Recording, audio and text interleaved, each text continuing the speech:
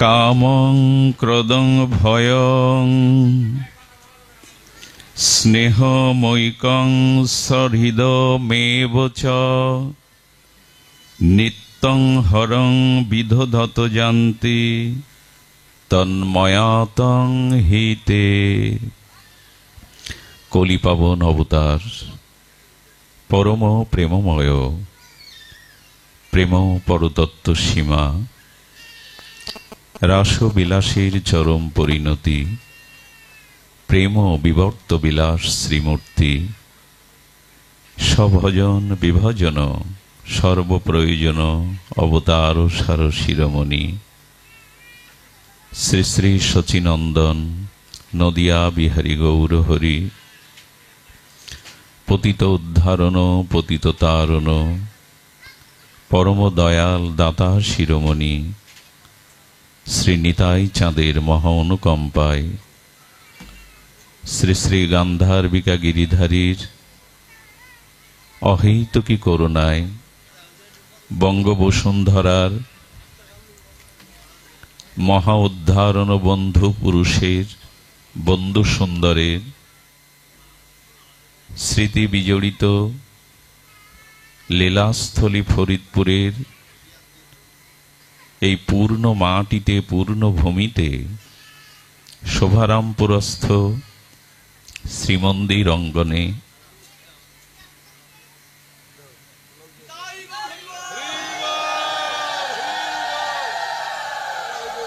তৃতীয় দিবস ব্যাপী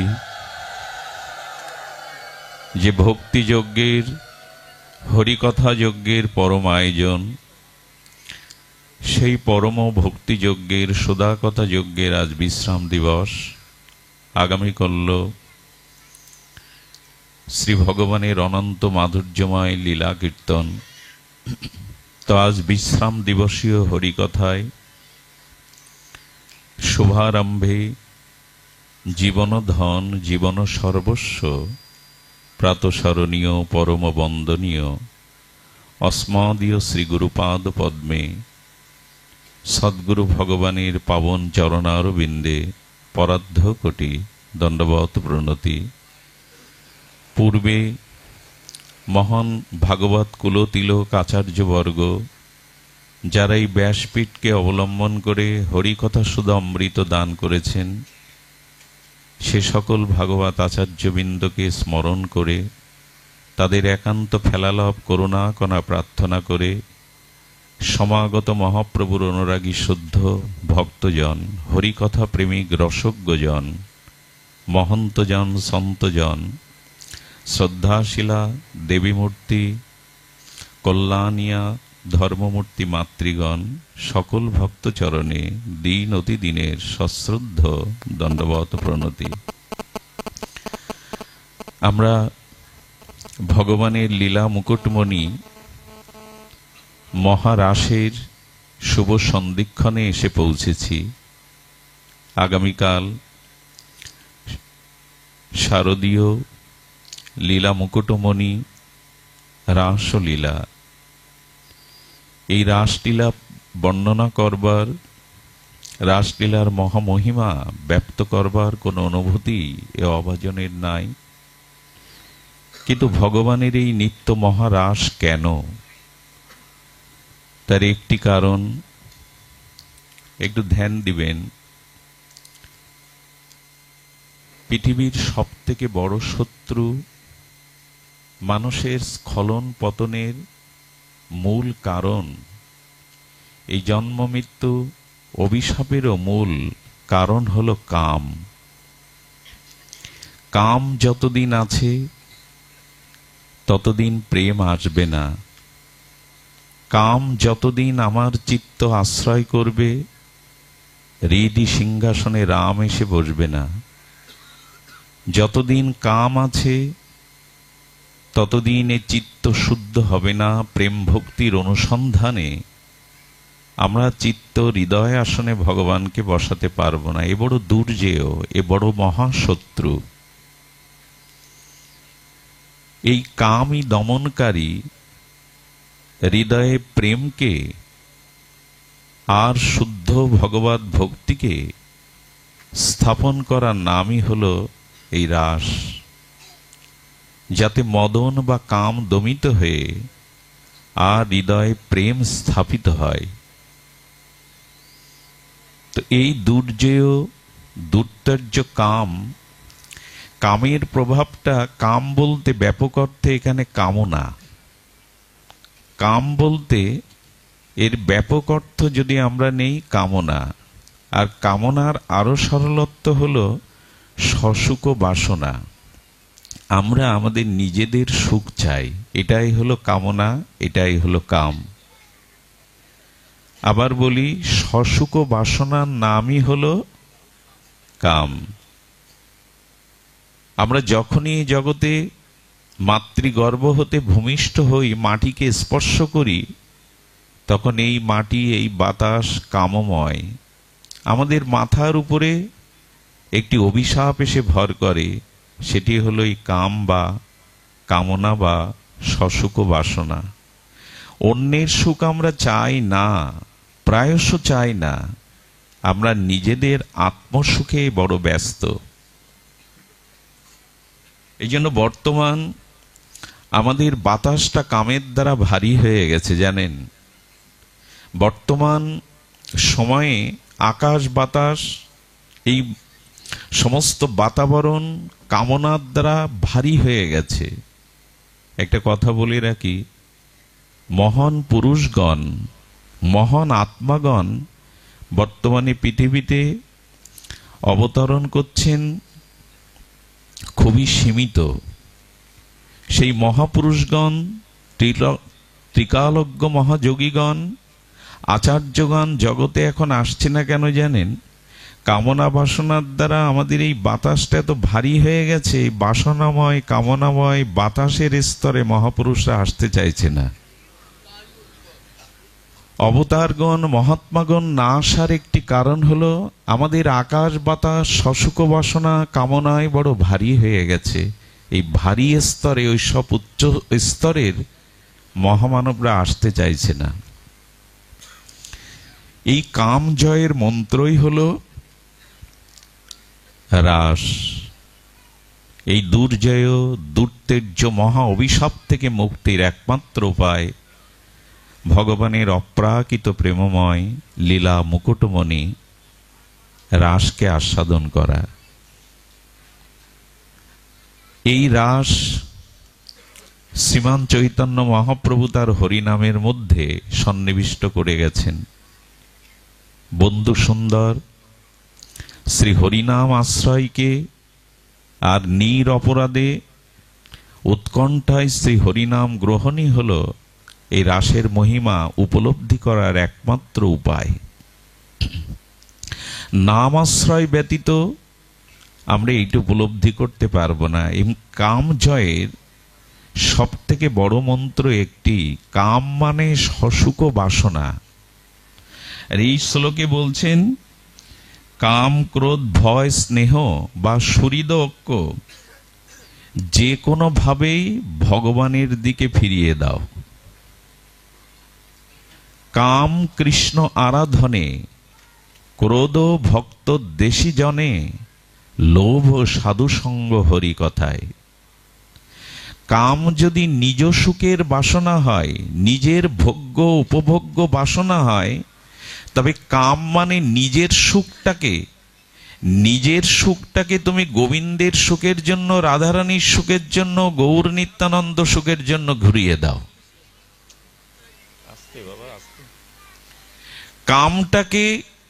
কামনাটাকে তুমি মোড় ঘুরিয়ে দাও, নিজের সসুখ বাসনার স্থানে প্রিয় পরমের সুন্দরের সুখের বাসনার দিকে ঘুরিয়ে দাও। আত্মেন্দ্রিয় প্রীতিবাঞ্ছা যে কাম অভিশাপ, এটা কৃষ্ণেন্দ্রিয় সুখবাঞ্ছায় পর্যবেসিত করো। আস্তে একটু ধ্যান দিন।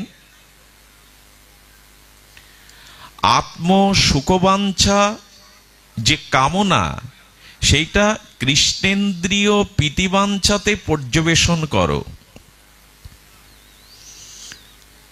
বলছেন যে ভগবানের প্রতি তোমার কাম, ক্রোধ, লোভ, মোহ যা কিছু, এই জড় ধর্ম, দেহ ধর্ম, অভিশাপময় সসুখ বাসনা কৃষ্ণ সুখের জন্য দিয়ে দাও না, এটি দিয়ে দাও, মোড় ঘুরিয়ে দাও। দূষিত, প্রদূষিত আর কিলবিল করা পোকামাকড়ের যে দূষিত জল, সেই জলটা জাল দাও, অগ্নিতে তাপ দাও। যে জল নর্দমা, যে জল গর্তের মধ্যে, জলাশয়ের মধ্যে প্রদূষিত হয়ে পোকামাকড় হয়ে গেছিল, প্রদূষণ হয়ে গেছিল, ওই জলটাকে অগ্নির দিয়ে তাপ দাও। তাহলে আর জলের গতি নিচের দিকে না গিয়ে বাষ্প হয়ে আকাশে ওঠে, নির্মল মেঘমালা সৃষ্টি হবে। তাপ দাও। যে সসুখ বাসনাটা তোমার সুখের জন্য নিচের দিকে যাচ্ছিল, সেটা কৃষ্ণ সুখের জন্য দিয়ে দাও।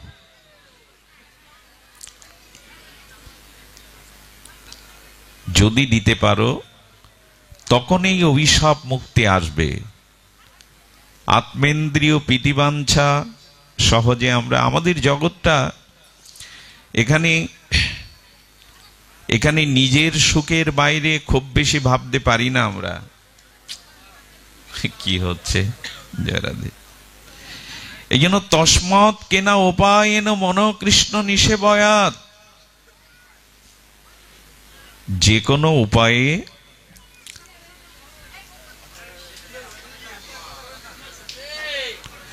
যে কোনো উপায়ে তোমার মনটি ভগবানের সুখবাঞ্ছার দিকে ঘুরিয়ে দাও। আপন সুখবাঞ্ছা, নিজ সুখবাঞ্ছারূপ অভিশাপ মুক্তি পাবে। তবে একটি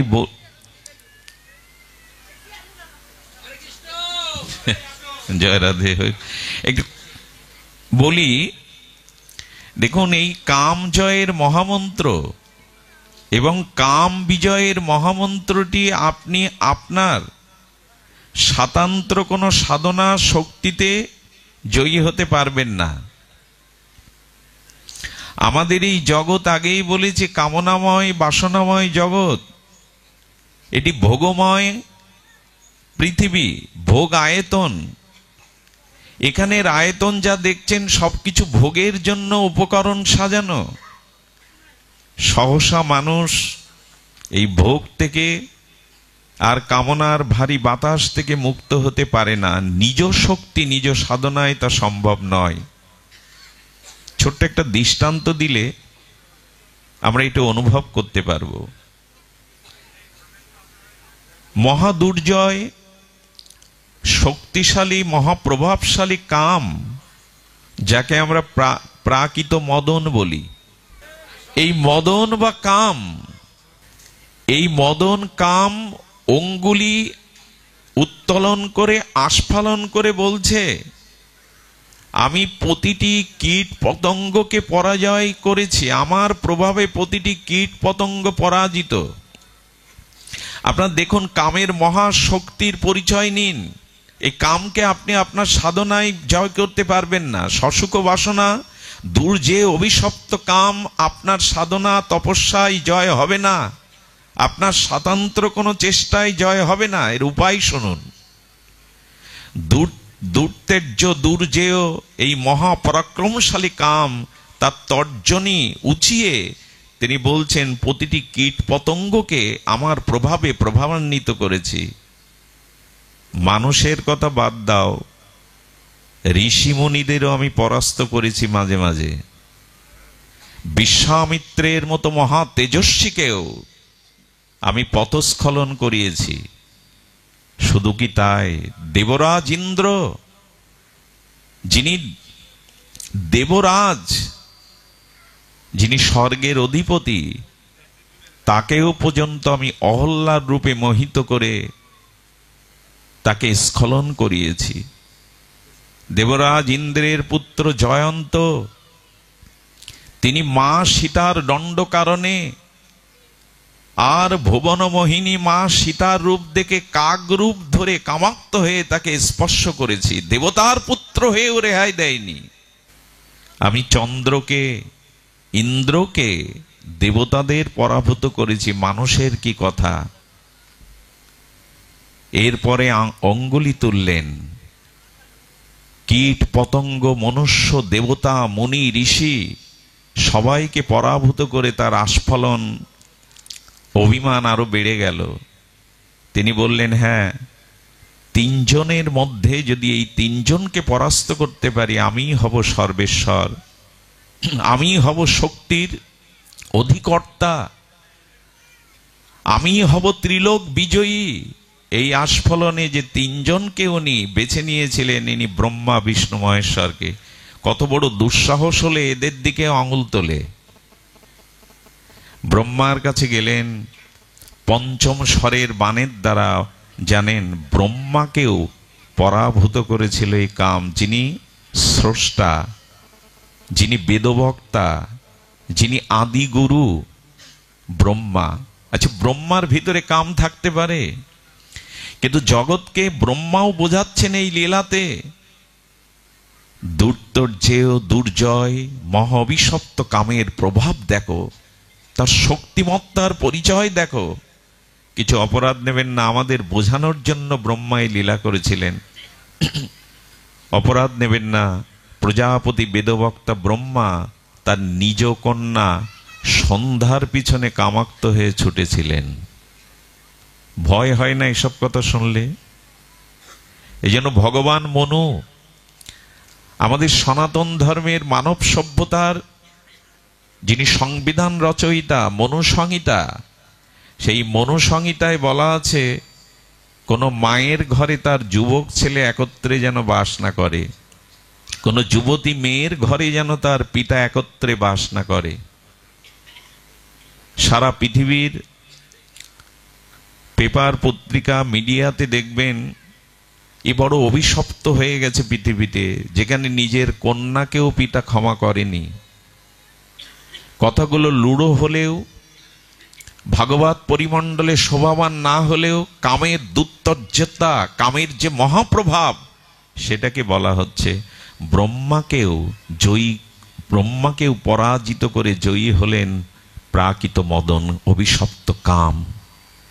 এরপরে বললেন আর দুজন বাকি আছে, একজন ভগবান শঙ্কর, দেবাদিদেব মহাযোগেশ্বর, উমাপতি মহাদেব। আচ্ছা, তার প্রতি এরকম দৃষ্টি দেওয়া যায়, কিন্তু প্রাকৃত কামেরও দৃষ্টি গেল এখানে।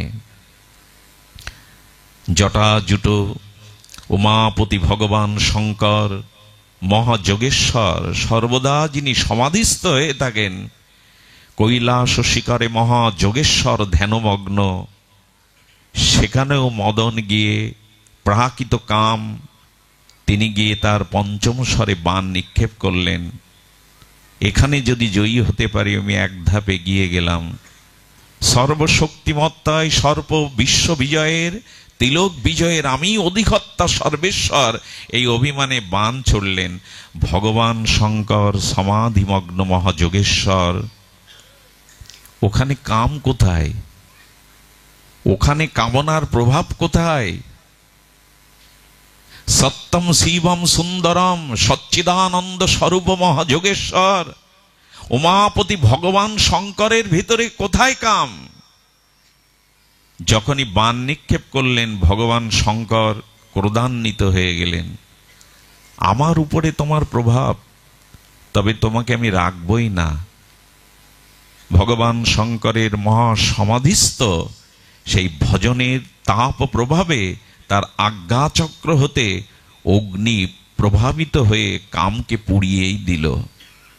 কামকে যখন পোড়ালেন, কাম তার বিজয়ের হাসি এসে বললেন, আমি জিতেছি। তোমার মতো মহাযোগেশ্বরকেও আমি ক্রোধান্বিত করতে পেরেছি, কারণ কাম বাধা হলেই ক্রোধের উৎপত্তি হয়। তুমিও পরাভূত। সমাধিমগ্ন মহাযোগেশ্বরের ধ্যানভঙ্গ করে দিল কাম। এর শক্তিটা, এর দুর্তর্যতাটা একবার চিন্তা করুন তো। মহাযোগেশ্বর ভগবান শঙ্করকে ক্রোধান্বিত করে দিল। এরপরে বললেন, আমি তোমাকে পুড়িয়ে দিলাম। কাম আস্ফালন করে বলছেন, তার অভিব্যক্তি ব্যক্ত করছেন, আপনি আমার ক্ষতি করতে পারেননি, শক্তি আরো বাড়িয়ে দিয়েছেন, অতনু করে দিয়েছেন। আমার শরীর নাই, কিন্তু আমার প্রভাব সকলে উপলব্ধি করতে পারবে। আমাকে মারতে পারেননি, শেষ করতে পারেননি। কামের কোনো আকার আছে কি? রূপ ধরে আসে কি? অতনু, তার শরীর নাই, কিন্তু তার প্রভাব প্রত্যেকটি প্রাণী, কীট থেকে দেবতার, যোগী ঋষি ব্রহ্মা পর্যন্ত এর প্রভাবে প্রভাবান্বিত। ভগবান শঙ্কর, এক মহাত্মা বলেছেন, পরে বুঝতে পারলেন আমি ভুল করেছি, কামকে পুড়িয়ে আমি তার শক্তি হরণ করতে পারিনি, বরঞ্চ তার শক্তি রয়ে গেছে অদৃশ্যভাবে, অতনুভাবে। আমি ভুল করেছি, কাম জয়, কামকে পোড়ানো নয়। এরপরে উনি বুঝতে পেরে গিরিজার হাত ধরেছিলেন, পার্বতীর হাত ধরেছিলেন। একমাত্র প্রেমই পারে কামকে জয় করতে। এবং সর্বশেষ লক্ষ্যের তীরটি ছিল কার উপরে? অনাদিরাদি সর্বকারণের কারণ অরিন্দম সুন্দর ভগবান শ্রীকৃষ্ণের উপরে দৃষ্টি পড়ল কামের। কতটা দুঃসাহস দেখালে সেই এভাবে লক্ষ্যবস্তুতে রূপান্তর করতে পারে ভগবানকে। উনি এলেন বৃন্দাবনে, শ্রীগোবিন্দের কৌমার্য বাল্যলীলায় তিনি দেখলেন এ তো শিশু, এর উপরে তো কাম বা প্রভাব বিস্তার করা যাবে না, আমি সময় নেই। অপেক্ষা করতে লাগলেন সেই দিনটার জন্য। শ্রী বৃন্দাবনে, মধুময় বৃন্দাবনে, আনন্দময় বৃন্দাবনে, অখিল রসামৃত মরতি রসিকেন্দ্র মৌলি রসিক শেখর শ্রী গোবিন্দ ঐশ্বর্য মাধুর্যের পরাকাষ্ঠায় যেমন নবকিশোর রূপ নিলেন, সেই নবকিশোরের ভুবন মোহন আর রূপ মাধুর্যে বংশী নিলেন অধরে। পীত বরণ, ময়ূরপুচ্ছ ধারণ, আর বৃন্দাবনের বনসভায় যমুনা পুলিনে বংশী বটে। এমনই শারদ পূর্ণিমায় আকাশে পূর্ণিমার চন্দ্র উদিত হলো, আর পবন মন্দ শারদ চন্দ্রের উদ্ভাসিত চন্দ্রালোকে শ্রীগোবিন্দ বংশীধ্বনি করে গোপাঙ্গনাগের গোপীদের আহ্বান করেছিলেন। এই দিন দূরে দাঁড়িয়ে মদন কাম বলেছিল, আজ আমার শেষ পরীক্ষা। রমণী সতে, গোপী সাথে গোপীনাথের এই মিলন রাসে অপেক্ষা করছিলেন, এটাই তো। কিন্তু ঘটে গেল অঘটন। যেটা ঘটল, এই মদন বা কাম ফুলস্বরে যখন পঞ্চম বাণ তার শক্তি প্রয়োগ করতে যাবে, সম্মুখে তাকিয়ে দেখলেন একা অনাদিরাদি ত্রিভঙ্গ মোরারি রসিকেন্দ্র মৌলিক গোবিন্দের বাম পাশে দাঁড়িয়ে আছেন মহাভাবতী মহাপ্রেমময়ী লাদিনীশ্বরী রাধা ঠাকুরানী। যখনই ওই যুগল মাধুর্য রূপ চোখে পড়ল মদনের, সঙ্গে সঙ্গে মদন আর মূর্ছিত হয়ে ধুলায় ধূসরিত হয়ে পড়ে গেলেন। মদন পরাভূত হলো। একটি কথা বলি, যদি শুধু কৃষ্ণ দাঁড়াতেন তিনি মদন মোহন না, যদি বামে রাধা ঠাকুরানী না দাঁড়াতেন। বিশ্বমোহন হতে পারো ভগবান, কিন্তু প্রেমময়ী লাদিনী বামে আছে বলেই তুমি মদন মোহন। মূর্ছিত মদন আর কাম ক্রন্দন করতে লাগলেন, প্রভু এ কি অপরূপ যুগল মাধুর্য, আমাকে কেন ব্রজের সাধারণ একটা কীট করে জন্ম দাওনি? আমি এই যুগল মাধুর্য রূপ দেখে ধন্যাতি ধন্য হতে পারতাম। আমাকে কেন এই বৃন্দাবনের কেন জন্ম দাওনি? এই জন্য বৃন্দাবনে কামের প্রবেশ নেই, যুগল ভজনে কামের প্রবেশ নেই। ওখানের কাম প্রাকৃত কাম নাই, অপ্রাকৃত নবীন মদনকে দর্শন করে অপ্রাকৃত মদন এখানে মূর্ছিত। কাম এখানে মূর্ছিত, প্রেমের দ্বারাই মূর্ছিত। রাধারানীর রূপমাধুর্য দেখে কাম এখানে মূর্ছিত। এই জন্য যারা যথার্থ সদ্গুরুদেবের পরম্পরায় হরিনামকে সাথে নিয়ে যুগল ভজনে রত, সেখানে তাদের মদন মূর্ছিত, পরাভূত। এই জন্য রাস একা হয় না, রস সম্মিলিত ছাড়া হয় না। তো এই রাস অভিব্যক্তি করবার মতো দুঃসাহস আমি দেখাবো না, সে সামর্থ্য নাই। এই বিষয় অন্ধ কীটের, নর্দমার কীটের, বিষয় শক্ত জীবের জিহ্বায় এটি উচ্চারণ হওয়া উচিত নয়। তবে এইটুকু বলবো, এই কাম জয়ের সর্বোত্তম এই যে রাস, এই যে যুগল ভজন, এটি আপনি কোনোদিনই পাবেন না। কাম জয়, প্রেম উৎপত্তি চিত্তে কোনোদিনই হবে না। এর একটি মাত্র কারণ, যদি সামর্থ্য সদ্গুরুদেবের কৃপা পান। সদ্গুরুদেবের কৃপায় মাত্র অপেক্ষা থাকে। শ্রীগুরু করুণা ব্যতীত, শ্রীগুরু করুণা ব্যতীত, সামর্থ্য শ্রীগুরু করুণা ব্যতীত কখনো আপনি এই ভজন না, আপনি দূর্তের্য কামকে জয় করতে পারবেন। কাম জয়ের একটা দৃষ্টান্ত দেই। একবার দেবর্ষিপাদ নারদ, ভগবানের এই প্রিয় মহাত্মা, যার শ্রীঅঙ্গের বাতাস লাগলে কীট পতঙ্গেরও প্রেম হয়, লতা পাতাকেও প্রেম দিয়েছেন। এই দেবর্ষিপাদ নারদের অসমর্থ, তার যে প্রেম প্রচার, তার ভগবানের দিব্য মহিমা প্রচার, এটি বড় বিরল। ধ্রুব প্রহ্লাদ থেকে শুরু করে সবই তো নারদের করুণা। যত মহাত্মা পূর্বে দেখেছেন পুরাণ ইতিহাসে, দেবর্ষিপাদ নারদ তাদের একমাত্র কারণ। নলকূপের মণিগ্রীবকে পর্যন্ত শ্রীকৃষ্ণ দর্শন কৃপা পাইয়ে দিলেন এই দেবর্ষিপাদ নারদ। উনি একবার নিজের ভেতরে অভিমান জাগলো, আমি কাম জয় করেছি, সাধনার দ্বারা কাম জয় হয়েছে। হয় না, আগেই বলেছে আপনার কোনো সাধন ভজন স্বাতন্ত্র, কোনো শক্তির দ্বারা আপনি কাম জয় করতে পারবেন না। তার সব থেকে প্রকৃষ্ট দৃষ্টান্ত দেবর্ষিপাদ নারদ। নারদ তখন কাম জয়ের এই জয়ী হয়ে নিজের ভিতরে কিছুটা গর্ব অনুভব করতে লাগলেন। আর এটি গিয়ে ব্রহ্মাকে বলছেন, পিতা, আমি সাধনার দ্বারা, ভজনের দ্বারা কামকে জয় করেছি, পরাভূত করেছি।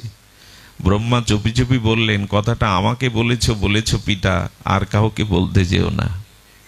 কিন্তু মানুষের ভিতরে যখন কোনো গর্ব আসে, কোনো শক্তিমত্তার পরিচয় হয়, তাতে তার ভিতরে একটা অভিমান কাজ করে। আর এই অভিমানটা, গর্বটা অন্যকে না জানানো পর্যন্ত সে স্বস্তি পায় না। আমাদের এই হলো একটি সমস্যা। আমাদের ভিতরে কোনো গুণ, কোনো মহিমা যদি প্রকট হয়, কোনো স্বীকৃতি, কোনো সাধনায়, সেটা অভিমানে, বড়ত্বে আমরা প্রচার না করতে পারলে শান্তি নাই আমাদের। ব্রহ্মা সতর্ক করেছিলেন, এটি আর কাউকে বলো না, কিন্তু তাই কি আর হয়? দেবর্ষিপাদ নিজের মহিমা প্রকাশের জন্য কৈলাসে গিয়ে ভগবান শঙ্করকেও কথাটা বলে দিলেন। শঙ্কর, একদিক দিয়ে কিন্তু আপনার থেকে আমি কিছুটা এগিয়ে। আপনি তো কামকে পুড়িয়েছিলেন, শেষ করতে পারেননি, কিন্তু আমি কাম জয় করেছি। স্মিত হেসে ভগবান শঙ্কর বলছেন, কাউকে কথাটি বলো না, তুমি এমন অভিমান হৃদয়ে এনো না, আমি ভালোবাসি তোমাকে নারদ, এই জাতীয় কথা তুমি আর কাউকে বলবে না। কিন্তু ওই যে যখন গোবিন্দকে গিয়েও বলেছে, তার প্রাণেশ্বরকে, প্রাণের অভিরাম অধিদেবতাকে গিয়ে বলেছেন, ভগবান তখন বলছেন নারদের কাজ হয়ে গেছে। নারদ তার স্বাতন্ত্র কাম জয়ের আর বিজয়ী মনে করে তার ভিতরে অভিমান কাজ করেছে। ভগবান একটা কাজ করেন, যারা তার চরণাশ্রয় করেছে না, তার নাম আশ্রয় করেছে, যারা ভক্তি জীবনকে, ভক্তি প্রগতিকে জীবনে একমাত্র অবলম্বন করেছেন, তাদের ভিতরে কোনো কাম, পাপ, বাসনা, অভিমান এলে গোবিন্দটা রাখেন না, দূর করে দেন। ভগবানের এই হলো করুণা, কারো কোনো অভিমানকে উনি রাখেন না। তো যখনই নারদের এইরূপ দশা, তখন নারদকে বললেন, তো প্রভু দেখুন আমি কাম জয় করেছি। গোবিন্দ স্মিত হেসে বললেন, কাম জয় সম্ভব নয় নারদ। নারদ কিন্তু সেই অভিমান আস্ফালনে চলতে চলতে গোবিন্দ তখন তার বহিরঙ্গা দুর্তর্যা মায়ার দ্বারা নারদের অভিমান দূর করবার জন্য ছল করলেন, একটা নগরী নির্মাণ করলেন, একটা অদ্ভুত মনোরম রাজ্য সৃষ্টি করলেন। আর সেই রাজ্যের একজন রাজকন্যা রূপে ভগবান বিশ্বমোহিনী রূপ ধরলেন। স্বয়ং ভগবান বিশ্বমোহিনী রূপ ধরলেন। আপনাদের মনে আছে গোবিন্দ যবে মোহিনী অবতার রূপ ধারণ করেছিলেন? মনে আছে এটা আপনাদের? মোহিনী রূপ ধরে যখন ভগবান চলছেন, পেছনে পেছনে ইন্দ্র বরুণ দেবতারা ছুটছে, ব্রহ্মা মহাদেব ছুটছেন। কেন জানেন?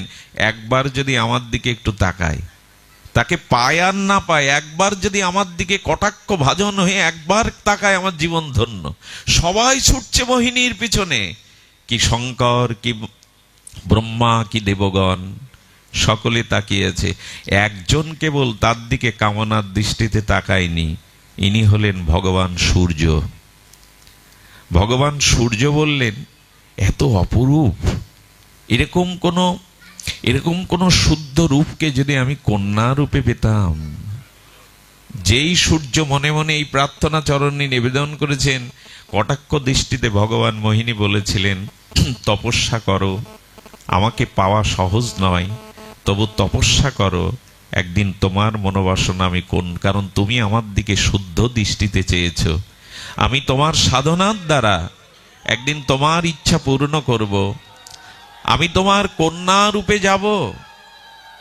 তবে আজকে আমাকে দেখে যাদের কামনার উদ্বেগ হচ্ছে, ভগবানের মোহিনী রূপ দেবে, সবাই মোহিত হয়ে যাচ্ছে, তবে শোনো, তুমি তোমার সাধনা তপস্যার দ্বারা আমার করুণা যখন তোমার উপরে পতিত হবে, আমি তোমার কন্যা রূপে যাব। তবে যে কন্যা রূপে যাব, সেদিন অনন্ত বিশ্বব্রহ্মাণ্ডের কেউ আমার দিকে যদি একবার দৃষ্টি দেয়, তার কাম আসবে না, প্রেমই আসবে। এই সূর্য যুগ যুগান্তর ভগবান ভানু ভাস্কর তপস্যা করতে করতে তিনি করুণা করে রাধারানীর কৃপায় বর্ষণার বিষভানু রাজা হয়ে জন্মেছিলেন। আর এই বিষভানু রাজার কন্যা রূপে শ্রীমতী রাধা ঠাকুরানী এসেছিলেন। রাধারানী এসেছিলেন, রাধারানীর দিকে একবার দৃষ্টি দিলে বলেছিলেন, মোহিনী রূপ দেখে সবাই মোহিত হয়েছে, কিন্তু আমি যখন কন্যা রূপে রাধা স্বরূপে যাব, প্রেম রূপে, আমার দিকে যেই দৃষ্টি দিক তার প্রেম হবেই হবে, কাম আসবে না। রাধা মহিমা বড় বিরল, এত করুণা তার, এত মহাশক্তির অধীশ্বরী তিনি বিষভানু অর্থাৎ ভানু অর্থাৎ সূর্যকে বলেছিলেন, আমি যে কন্যা রূপে যাব তাতে সকলের প্রেম হবে। এখন মোহিনী রূপে সবার ভিতরে কামনা জেগেছে, সেদিন প্রেম জাগবে। এই জন্য রাধা ঠাকুরানী প্রেমমূর্তি। রাধারানী কেমন জানেন? ওদিকে তাকালে আপনার একটা পিপাসা জাগবে। আহা, রাধারানী দিকে যদি কেউ একবার শুদ্ধ সরলভাবে একটু তার চরণে দৃষ্টি দেন, তার অঙ্গকান্তিতে দৃষ্টি দেন, আপনার ভিতরে পিপাসা জাগবে। সেই পিপাসাটা জগতের কামনার পিপাসা না, কৃষ্ণকে পাওয়ার পিপাসা, ভগবানকে পাওয়ার পিপাসা জাগবে। যদি ঠাকুরানীর দিকে কারো দৃষ্টি যায়, উনি পিপাসার মূর্তি, উনি প্রেমের প্রতিমা। এই জন্য গৌড়ীয় বৈষ্ণবের কাছে রাধারানী এত উপাস্যা কেন, রাধা নাম এত প্রিয় কেন? কারণ ওইখানে মোহিনী আজ বিশ্বপ্রেম রূপ ধরে এসেছেন। তো ভগবান বিশ্বমোহিনী রূপ ধরলেন, আর ধরার পরে নারদ সেই রাজ্য দিয়ে যেতে যেতে রাজার অভিবন্দনে, আর রাজা অভিবাদন করে যখন নিয়ে গেলেন, বিশ্বমোহিনীকে এনে বলছেন, দেবশ্রীপাদ আপনি ওর হাতটা একটু হস্তরেখাটা বিচার করুন। এই যে হস্তরেখা বিচারের জন্য ভগবান যে বিশ্বমোহিনী রূপ ধরেছেন, হস্তটা যেই স্পর্শ করেছে নারদ, এই দেখুন কি প্রভাব। ভগবান বলছেন তুমি তোমার সাধনায় কাম জয় করতে পারবে না। যেই হস্তটি স্পর্শ করেছে নারদ, ওনার ভিতরে তখন বাসনা জেগে গেছে। যে কাম জয়ের আস্ফলন করছিলেন না, ওনার মনে মনে বললে এমন একজন কেউ যদি আমি ঘরণী করতে পারতাম। আরে ভগবান বিষ্ণুর লক্ষ্মী আছে, ভগবান শিবের পার্বতী আছে, ব্রহ্মার ব্রহ্মণী আছে, আমার থাকতে দোষ কি? সর্বত্যাগী মহাত্মার ভেতরে জেগে গেল এই বাসনা, আমার থাকলে দোষ কি? দেখুন কামনার সঞ্চয় করে ভগবান বোঝাচ্ছেন নারদ, তোমার তপস্যা তোমার সাধনা এটা জয় করতে গুরু কৃপা চাই। এটা আমাদের জানা দরকার। আমরা এগোতে পারবো না, একটি পাও প্রেমের পথে আমাদের যাওয়ার ক্ষমতা নেই গুরু বৈষ্ণবের বিশেষ কৃপা ছাড়া। এই দেখুন তার দৃষ্টান্ত। নারদ তখন দেখুন পার্বতীকেও আমাদের হিমালয় মা মেনকা যখন পার্বতীর হাতটা নারদকে দেখাতে বললেন, তখন পার্বতীকে দেখে প্রণাম করেছিলেন নারদ। মা পার্বতীকে দেখে প্রণাম করেছিলেন, আর এখন বিশ্বমোহিনীদেরকে প্রণাম না, হাত ধরেই হস্তরেখা বিচার করছেন। তো যখন বিচার করছেন তখন বলছেন এর বিবাহযোগ সম্মুখে, নারদের ভিতরে কামনা জেগে গেছে, এখন ওকেই তো ঘরণী করতে চাইছে, এর বিবাহযোগ সম্মুখে। তো এর বিবাহ যার সাথে হবে, যার কাছে দিবেন, এর বিবাহযোগ যার সাথে, তার সাথে বিবাহ হলে এ পরম সুখী হবে, পরম আদরণীয় হবে, জীবন সার্থক হবে। একে যে পাবে, একে যে লাভ করবে, সেও আর পরিপূর্ণতা, চির আয়ু, চির মঙ্গল কল্যাণ লাভ করবে। নারদ ওকে বিবাহ করবে বলে মনে সংসার বাসনা জাগিয়ে ছুটেছে। কিন্তু একটা জিনিস বলি আপনাদের, যদি হৃদয়, এই যে শ্লোকটা বলছে, যদি কখনো কাম ক্রোধ লোভ কোনো দুর্বাসনা মনে জাগে, আমি অনুরোধ করছি এই ব্যাসপীঠে বসে কারো কাছে না গিয়ে ভগবানের কাছে যান, ওই কামনা নিয়েই যান। যদি মনে কোনো দুর্বাসনাও জাগে, ভগবানের কাছে যান। আর কারো কাছে গেলে পিছিয়ে পড়তে হবে, স্খলিত হয়ে যাবে। ভগবান বলেছেন আকাম সর্ব কাম মোক্ষ কাম বা উদারতি তীব্রেন ভক্তি যোগেন যজতে পরমং পুরুষ। তোমার ভিতরে যদি কামনাও থাকে, তুমি আমার কাছে এসো। তোমার ভিতরে যদি বিষয় বাসনার বিষ থাকে, পুতনার মতো আমার কাছে এসো। আর কোথাও যেও না, আমার কাছে এসো। এই জন্য আমাদের চিত্তে পাপ থাক, কামনা থাক, মলিনতা থাক, তবু গৌর গোবিন্দের চরণে যান। ওইখানে গেলেই উনি, মা যেমন আঁচল দিয়ে সন্তানের ধুলা মুছে দেয়, নিয়ে কোলে নেয়, করে নিয়ে স্নেহ বৎসল মা, সন্তান বৎসল মা যেমন সন্তানের দোষ না দেখে ধুলা মলিনতাগুলো স্নেহের আঁচলে মুছে দেয়, গোবিন্দ বললেন পাপ থাকে, কামনা থাকে, আমার কাছে এসো, আমি মুছে দিয়ে তোমাকে ধন্য করব। এসো আমার কাছে এসো, অন্য কাকে যেও না। নারদের এই বুদ্ধিটা ছিল, পূর্বে ভজন করেছেন তো, ভগবানের কৃপা পেয়েছেন। গোবিন্দকে গিয়ে বলছেন, ভগবানকে গিয়ে বলছেন, প্রভু বিবাহের মনস্থির করেছি, পাত্রীও পেয়ে গেছি। ভগবান বললেন একটু আগে কামজয়ের যিনি নিজেকে বিজিত অভিমান করছিলেন, এখন তিনি বিবাহের জন্য। নারদ, সংসার ভালো জিনিস নয়। আরে বিনা যন্ত্রে ভগবানের দিব্য নাম ত্রিলোকে প্রচার করছো, কত ভক্তির আচার্য তুমি, তোমার দ্বারা জগতে সব শুদ্ধ প্রেম ভক্তি লাভ করে ধন্যাতি ধন্য, তুমি কেন সংসারে জড়াবে? ভগবানের উপদেশও কাজ দেয় না যদি মাথার ভিতরে চিত্তে কামনা জাগে। পথভ্রষ্ট মানুষ কখন হয়, জ্ঞান কখন লুপ্ত হয়, এই দুর্তর্যেয় কামনা যখন হৃদয়ে জাগে, তখন কোনো শাস্ত্র জ্ঞান, কোনো মহাবাণী মানুষকে আর ফেরাতে পারে না। কাম এত দুর্তেজ্য, এত মহাবলশালী, কোনো উপদেশ, ভগবত উপদেশ, এমনকি সাক্ষাৎ ভগবানের উপদেশও তার মন চাইছে না। নারদ বলছে বুঝতে পেরেছি, সংসার শুধু তোমরাই করবে, আমাতেই দোষ। ভগবানকে ভুল বুঝতে শুরু করছেন। বললেন প্রভু আমি আপনার কথা রাখতে পারবো কি পারবো জানি না, আমি বিবাহের জন্য, সংসারের জন্য মন স্থির করেছি, পাত্রী নির্বাচিতা হয়ে গেছেন। ভগবান দেখলেন আর কোনো উপায় নেই, বর বেশে যখন নারদ যাবে, আহা, শ্রী গোবিন্দের কি কৃপা, নারদের শরীরটা সুসজ্জিত করেছেন বর বেশে, কিন্তু মুখটা বানরের মুখ করে দিয়েছেন। আচ্ছা, নিজের মুখ নিজে দেখা যায়? যায় কি? বানরের মুখ করে দিয়েছেন।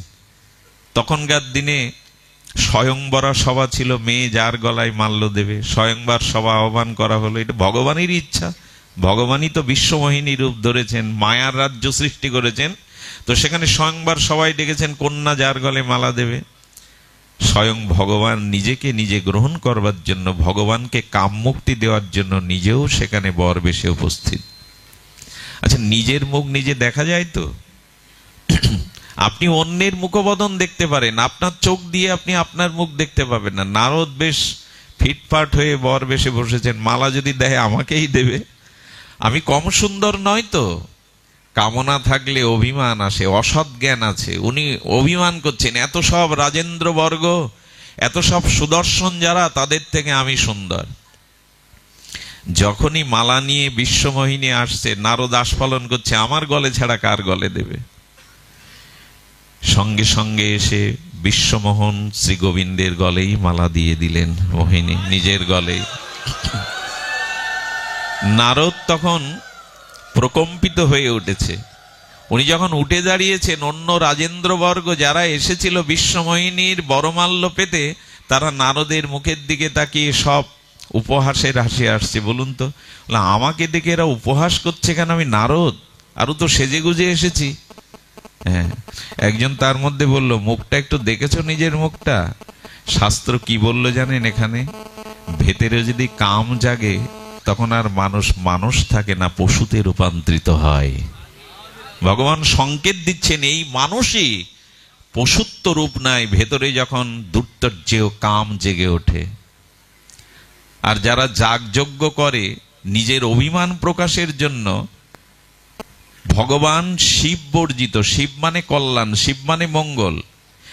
যারা যাগযজ্ঞ ধর্মীয় অনুষ্ঠানগুলো জগতের মঙ্গল, জীবের মঙ্গল, ভগবানের প্রসন্নতার জন্য করে না, মহৎকে অবজ্ঞা করে, শ্রেষ্ঠকে অবজ্ঞা করে, নিজের যশ খ্যাতি মান অভিমান প্রকাশের জন্য করে, এরা ছাগল হয়ে যায়। যেমন দক্ষ শিবহীন যজ্ঞ করে ওনার মাথায় ছাগলের মূর্তি দিয়ে দিলেন।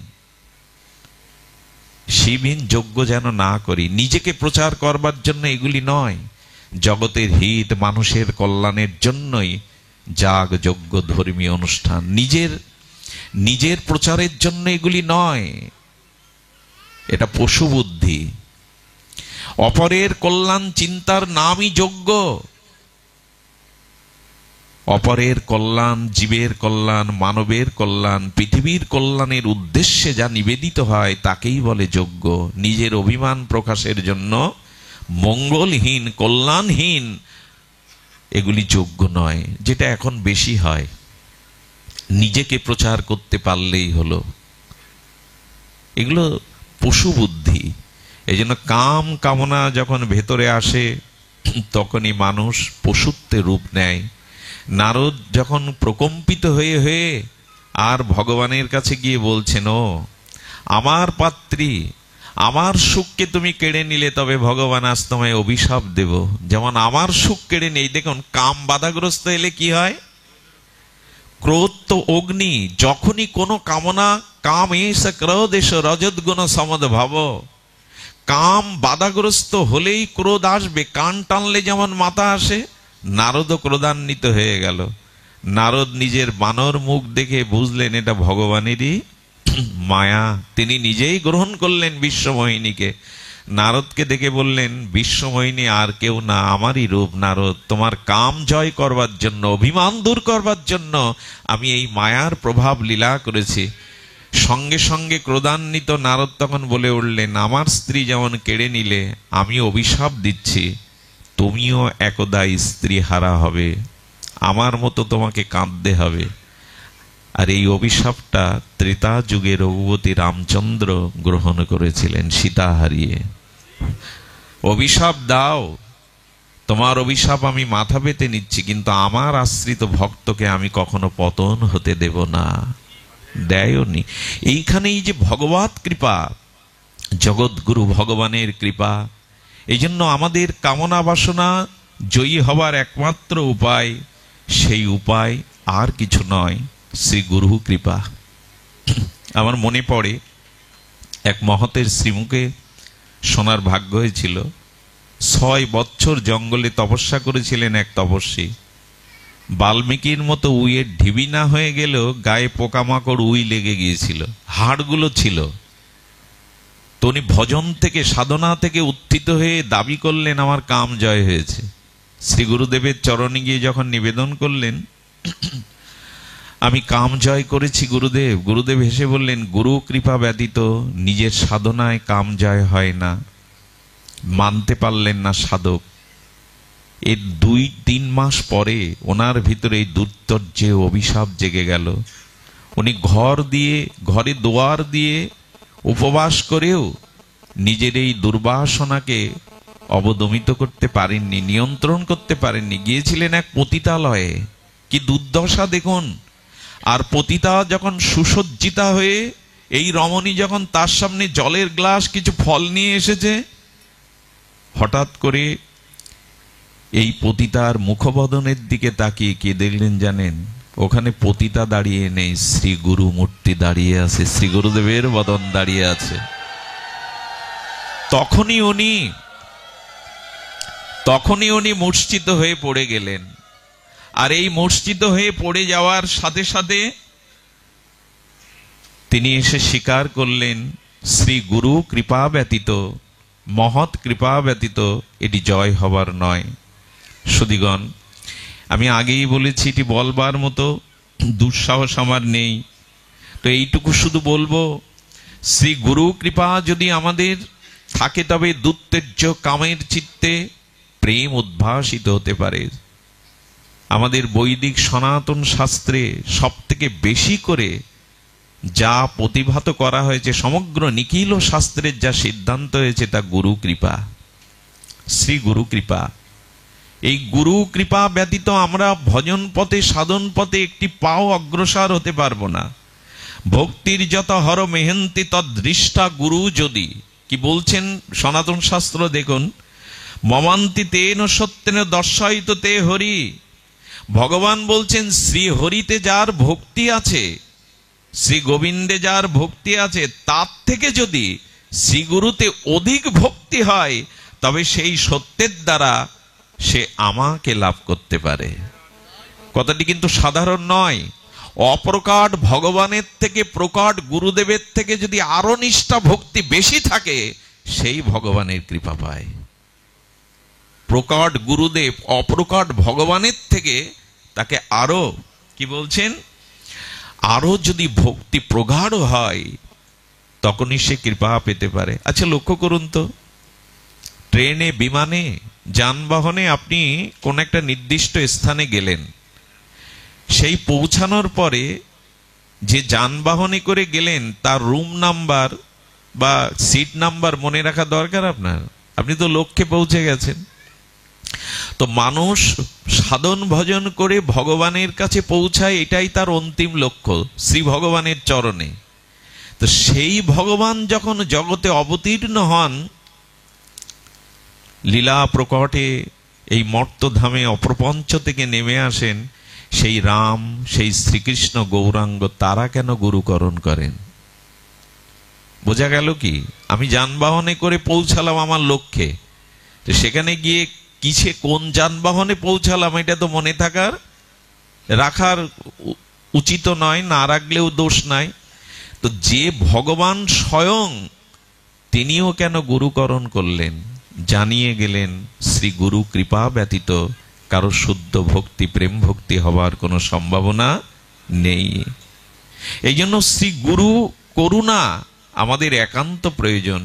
সদ্গুরু পরম্পরায় যারা শ্রীগুরু করুণা পেয়েছেন, এই শ্রীগুরু করুণায় আমাদের চলার পথে, ভজন পথের, প্রগতির পথে, কল্যাণ বা মুক্তির পথে, প্রেম প্রাপ্তির পথে একমাত্র উপায়। আজ পর্যন্ত পৃথিবীতে এমন একটি দৃষ্টান্ত নাই যিনি শ্রী গুরুদেবকে আশ্রয় ব্যতীত, তার চরণাশ্রয় ব্যতীত, শ্রী গুরু করুণা ব্যতীত কেউ ভবসংসার পার হয়েছেন। একটা দৃষ্টান্ত যদি দিতে পারেন, আমি ব্যাসপীঠে আর কোনোদিন বসবো না। অনন্ত বিশ্ব ব্রহ্মাণ্ডের এমন কোন দ্বিতীয় দৃষ্টান্ত নেই যে গুরু কৃপা ছাড়া কেউ ভব সংসার পার হয়েছেন। নিরেধেয় আদ্যং সুলভংসি দুর্লভং পলবংসি গুরুকর্ণ ধারণাম নমস্য তেরিতাং ময়া অনুকলেন নমস্য তেরিতাং পোমাং ভবদ্দিং নতরের সৎমাহা। শ্রী গুরুই কাণ্ডারী, ভবপারের একমাত্র কাণ্ডারী। এই সংসারে আপনি দেহরূপ নৌকা পেয়েছেন, কিন্তু কাণ্ডারী মাঝি না পেলে তো সাগর পাড়ি দিতে পারবেন না। সাঁতরিয়ে সাগর পার হবেন কি করে? কাম কামনা হাঙর কুমির তো চিবিয়ে খাবে। বিশ্বজয়ী সাঁতারু সাগর পাড়ি দিতে পারে না। ইংলিশ চ্যানেল পার হওয়া যায়, কিন্তু আটলান্টিক মহাসাগর পার হতে পারবেন না। আর এই বিশ্ব সংসার, এই সংসার সাগর আটলান্টিক মহাসাগরের থেকে আরো ভয়াল, আরো তরঙ্গায়িত। এখানে পারবো না। যদি জাহাজও পাই, অর্থাৎ এই দেহরূপ জাহাজ বা তরণীও পাই, মাঝি ছাড়া সাগর পাড়ি দিতে পারবো তো? আপনাকে আমি নৌকা দিয়ে দিলাম, তরণী জাহাজ দিয়ে দিলাম, নাবিক ছাড়া পার হতে পারবেন? এই নাবিকই হলো শ্রী গুরুদেব, ভবপারের একমাত্র কারণ যিনি। এই জন্য শ্রী গুরুতে আমাদের অধিক নিষ্ঠা, আমাদের শুদ্ধ ভক্তি একান্ত প্রয়োজন। শ্রীমান চৈতন্য মহাপ্রভুর শ্রী গুরু ভক্তি আমাদের হৃদয়কে বড় স্পর্শ করে। কোথায় আমাদের সেই গুরু ভক্তি? আপনারা জানেন, নবদ্বীপ চন্দ্র ভারত প্রদীপ শ্রীমান মহাপ্রভু যখন সন্ন্যাস লীলা গ্রহণ করে 24 বছরের নবদ্বীপ লীলা সাঙ্গ করলেন, তখন শ্রীবাস ঠাকুরের চোখে জল, গৌড়ীয়গণ মহাপ্রভুর পরিগণ তখন আকাশ ভেঙে পড়েছে। শ্রীবাস বলছেন, মহাপ্রভুর জন্য সিলেট থেকে, শ্রীহট্ট থেকে এসেছিলাম নবদ্বীপে, তিনি আবির্ভূত হবেন বলে। আমাদের শ্রীবাস ঠাকুরের এই নারদ স্বরূপে, নারদ আবেশে শ্রীবাস পণ্ডিতের বাড়ি আমাদের বঙ্গদেশে, আমাদের শ্রীহট্টেই। এমনকি কমলাক্ষ অদ্বৈত প্রভুরও পূর্বভূমি হলেন সুনামগঞ্জ, এই শ্রীহট্ট। মহাপ্রভুর পিতৃভূমিও আমাদের এই বঙ্গদেশ। এই জন্য আমি কিছুদিন আগে আমাদের ভারতবর্ষে একটা পাঠে যাওয়ার পর ওখানের বিজ্ঞজনরা আমাকে বলছেন, মঙ্গলজি, ওই দেশের মাটিতে মহাপ্রভুর পরিকরগণের, শ্রীমান মহাপ্রভুর কৃপাধূলি যতটা মাটিতে বাতাসে মেশানো আছে আকাশে, আমাদের পশ্চিম বাংলায় তার ছিটে ফোঁটাও নেই। কল্পনা করতে পারবেন না। এখানে হরি নামে, হরি কথাতে আপনাদের এই যে অবস্থান, এটি পশ্চিম বাংলায় কল্পনা করতে পারবেন না। হ্যাঁ, হই হুট্টোর হতে পারে, ভিড় হতে পারে, লক্ষ লোক হতে পারে, কিন্তু মানুষের চিত্তে এত আবেগ, এত অনুভূতি, ভগবানের জন্য এত পিপাসা ও মাটিতে নাই। এই মাটির এমন কিছু গুণ আছে, সেটা আমাদের থেকে ফরিদপুরবাসীরা বেশি জানে। এই ফরিদপুরের মাটি সাধারণ ভূমি নয়। এখানে বৃহত্তম ফরিদপুরের স্বামী প্রণবানন্দ, বন্ধু সুন্দর, এদের মতো বহু বহু এই সময় সীমাকে ছাপিয়ে যারা জগৎ কল্যাণের জন্য নেমে এসেছিলেন অপ্রপঞ্চ থেকে, তাদেরই লীলাভূমি এটি। এই মাটির কিছু আলাদা অনুভূতি আছে, এই বাতাসের কিছু আলাদা অনুভূতি আছে। এই জন্য কি মনে হয় জানেন, হরিদাস ঠাকুর জঙ্গলে নাম করেছে বেনাপোল। সেই বেনাপোল এখন ঐশ্বর্যে ভরা, স্থলবন্দরের মধ্যে অন্যতম, যেখানে মহাপুরুষের সাধন ভূমি হয়, যেখানে মহাপুরুষের আবির্ভাব হয়, কোনো ভগবৎনিষ্ঠ মহাপুরুষ বাস করে। সেই মাটি ঐশ্বর্যে লক্ষ্মী দেবী ভরিয়ে দেয়, সেই মাটি ঐশ্বর্যেও ভরে যায়। ফরিদপুরের মাটি, বৃহত্তম ফরিদপুরের মাটিও ঐশ্বর্যে ভরা, মাধুর্যে ভরা। এর কারণ এসব মহা ভগবানের প্রিয় মহাত্মাদের জন্য। আজ বেনাপোল ছিল জঙ্গল, হরিদাসপুর বৃহত্তম ঐশ্বর্যের কেন্দ্রবিন্দু। কেন? ঠাকুর হরিদাস বসে নাম করেছিলেন বলে। যেখানে ভগবানের ভক্তি, সেখানে লক্ষ্মী দেবী সেবা করবার জন্য হাত বাড়িয়ে থাকে সেই মাটিকে। এই জন্য কাম, ক্রোধ, লোভ যা কিছু চাওয়ার ভগবানের কাছে যাও, ওই চরণে যাও, অন্যখানে গেলে ঠকে যাবে, পিছিয়ে যাবে। শ্রীবাস ঠাকুর মনে মনে ভাবলেন, শ্রীহট্ট থেকে এসেছিলাম নবদ্বীপ চন্দ্র ভারত প্রদীপ তোমার লীলা আস্বাদন করবে বলে। সেই নবদ্বীপ ছেড়ে চলে যাওয়ার পরে শ্রীবাস কাঁদছেন আর বলছেন, নবদ্বীপ আমার কাছে এখন ধাম মনে হয় না, নবদ্বীপ মনে হয় অজাগর সাপের মতো যেন অন্ধকারে আমাকে গিলে খাচ্ছে। দেখুন, ভগবান হারা হয়ে, গৌর হারা হয়ে শ্রীবাস ঠাকুর উক্তি করছেন, নবদ্বীপ আমার কাছে এখন অজগর সর্পের মতো, আমি এখানে আর থাকবো না। চলে গেলেন। ঘুরতে ঘুরতে শ্রীবাস তো পণ্ডিত, তত্ত্বজ্ঞ, শাস্ত্রজ্ঞ, অনুভবী, নারদেরই আবেশ। শ্রীবাস ঠাকুর বলেছিলেন, মহাপ্রভু কোথাও না যান, একটা জায়গায় তিনি আসবেন। সেই জায়গাটার নাম হলো কুমারহট্ট, হালি শহরে। এইখানেই মহাপ্রভুর শ্রী গুরুদেবের আবির্ভাবস্থলী, জন্মস্থলী। উনি ভেবে নিয়েছিলেন মহাপ্রভু সন্ন্যাসের পরে কোথাও না যান, এই জায়গায় প্রভুকে আসতেই হবে। শ্রী গুরু পাদপীঠে, শ্রী গুরুর আবির্ভাবস্থলীতে মহাপ্রভুকে আসতেই হবে। ওনার এই সিদ্ধান্ত ভুল হয়নি। উনি কুমারহট্ট হালি শহরে বাস করতে লাগলেন। আর শ্রীকৃষ্ণ চৈতন্য ভগবান, প্রেম পুরুষোত্তম মহাপ্রভু উন্মত্ত, দিব্য উন্মাদ ভাবে অশ্রু বিসর্জন করতে করতে, নাম করতে করতে যেদিন হালি শহরে পৌঁছালেন, সেদিন প্রথমে ধুলাতে মহাপ্রভু অঙ্গ লুটিয়ে দিলেন। সমস্ত শ্রীঅঙ্গে শ্রী গুরুদেবের আবির্ভাবস্থলীর এই ধুলা, ভক্তির ধুলা মাখতে লাগলেন। স্বয়ং মহাপ্রভু গড়াগড়ি দিতে লাগলেন এবং মহাপ্রভু শ্রী গুরুদেবের পাদপীঠে আবির্ভাবস্থলীর ধুলিকে আঁচলে কুড়িয়ে নিলেন। এদিকে ধ্যান দিন, আঁচলে কুড়িয়ে নিচ্ছেন মাটি। দেখুন, স্বয়ং ভগবান প্রেম পুরুষোত্তম রাধা ভাব সুবলিত তনু, প্রেম পুরুষোত্তম শ্রীকৃষ্ণ চৈতন্য ভগবান শ্রী গুরুদেবের ভজনস্থলীর মাটি তুলে নিচ্ছেন, মাটি তুলে নিচ্ছেন। আর এই মাটি তুলে নিতে নিতে মহাপ্রভু যখন আঁচলে বেঁধে নিলেন, শ্রীগুরু চরণাশ্রিত এই ধুলি প্রেমে যখন নিয়ে নিলেন, সব ভক্তরা মহাপ্রভুকে অনুকরণ করে মাটি নিতে নিতে সেটা কি হয়ে গেল জানেন? বিশ্ব বিস্মৃত চৈতন্য ডোবা নামে খ্যাত হয়ে গেল। আজও গৌড়ীয়ন সেই স্থানে যান, এই স্থানটার নাম হলো বিশ্ব বিস্মৃত চৈতন্য ডোবা। মহাপ্রভু মাটি নিয়ে নিলেন। আর ভগবান শ্রীকৃষ্ণ অবন্তী নগরে তারও একটি লীলা প্রকট। শ্রী গুরুদেবের কাছে তিনি শিষ্য হয়ে অবন্তী নগরে সেই সন্দীপনী মুনির আশ্রমে কৃষ্ণ বলরাম তিনিও শ্রী গুরুদেবের সেবা করতে লাগলেন। শ্রী গুরুদেব, গুরুমা আদেশ দেয়, বন থেকে কাঠ নিয়ে এসো কানাই বলায়। কাঠের বোঝা মাথায় করে গোবিন্দ নিয়ে আসেন। গোবিন্দ গুরুমার পদসেবা করেন, শ্রী গুরুদেবের পদসেবা করেন। জগৎগুরু ভগবান নিজে আচরণ করছেন, গুরুকে সেবা করো। সেবা দুই প্রকার। দেখুন, দীক্ষা নেওয়ার পরে শ্রী গুরুদেবের প্রতি শিষ্যের দুটি কর্তব্য থাকে, তা হলো সেবা। সেবা ছাড়া প্রেম হয় না, সেবা ছাড়া ভক্তি হয় না, সেবা ছাড়া কারো প্রতি কারো অনুরাগ সঞ্চারিত হয় না। এই জন্য দীক্ষার পর শ্রী গুরুদেবের প্রতি দুটো সেবা আনতে হয়। একটি হলো পরিচর্যা, আরেকটি হলো প্রসঙ্গরূপী সেবা। কি কি বললাম?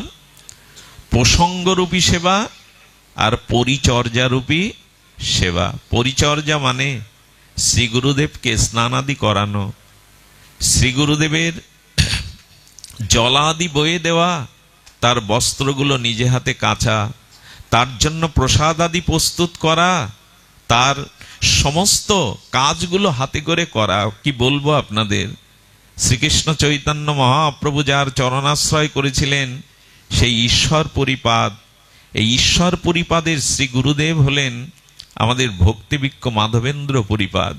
মাধবেন্দ্র পরিপাদ যখন ওনার শেষ লীলায়, বিশ্রাম লীলায়, অসুস্থ লীলাতে উনি মলমূত্র ত্যাগ করতেন, আর মহাপ্রভুর শ্রী গুরুদেব ঈশ্বর পরিপাদ পাত্রে নয়, হাতে করেই মলমূত্র কাটতেন। হাতে করে মলমূত্র কাটতেন। ওই মলমূত্র নয়, গুরুদেবের প্রতি তার প্রগাঢ় শ্রদ্ধা, সেবা ভাবনায় কেটেছিলেন বলেই যাওয়ার সময়, অপ্রকাটের সময় ঈশ্বর পরিপাদ বলেছিলেন, যা আমি আর সর্বস্ব তোকে দিয়ে গেলাম, সব যদি না দিতেন তো মহাপ্রভু কি খালে বিলে যাবে? যেখানে প্রেমের সাগর চৈতন্য প্রভু, তো সেখানেই যাবেন। এই জন্য উনি ঈশ্বরপুরীর চরণাশ্রয় করলেন। শ্রী গুরুদেবকে সেবা না করলে, দেখুন মা সন্তানকে সেবা করে বিধায় স্নেহ বৎসল মায়ের বুকে রক্তটা খরিত হয়ে দুধ হয়। সেবা এমন জিনিস, কই পিতার বুকে তো সন্তানের জন্য স্নেহ মমতা আছে, পিতার বক্ষের রক্ত তো দুধে রূপান্তরিত হয় না। পিতা হাতে করে অতটা সেবা করতে